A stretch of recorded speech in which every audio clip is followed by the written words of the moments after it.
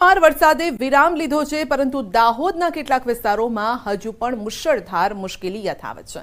દાહોદ જિલ્લાના હિરોલામાં 2 ડીપ નાળા ધોવાઈ ગયા છે। તંત્ર દ્વારા કોઈ સાવચેતીના પગલાં ન લેવાયા। 2 દિવસ બાદ પણ કોઈ અધિકારી અહીંયા ફરક્યું સુદ્ધા નથી। વિદ્યાર્થીઓને શાળાએ જવામાં હાલાકી ભોગવવી પડે છે।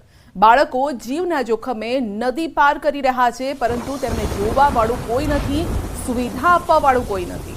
જોઈ લો કેવા દ્રશ્યો સામે આવ્યા છે દાહોદથી। તંત્ર દ્વારા કોઈ જ મદદ નથી મળી રહી।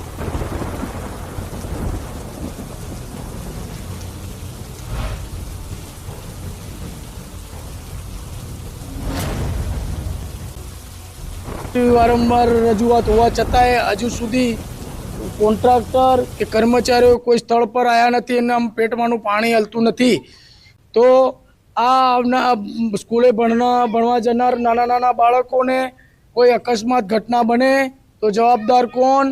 એટલું ધોવાણ થઈ ગયું છે અને અત્યારે 4 થી 5 દિવસ સુધી અમારા બાળકોને અમે નિશાળે જવા માટે પણ બહુ તકલીફ પડી રહી છે। અને અમે ઉપર તળાવ છે, તળાવનો પણ હમણાં આવે છે પાણી, ને પાણી એટલું ફૂલ આવે છે કે જ્યારે બાળકો પણ જે તણાઈ જશે અને મરી જશે ત્યારે એને કોઈ જવાબદાર કોણ બનશે?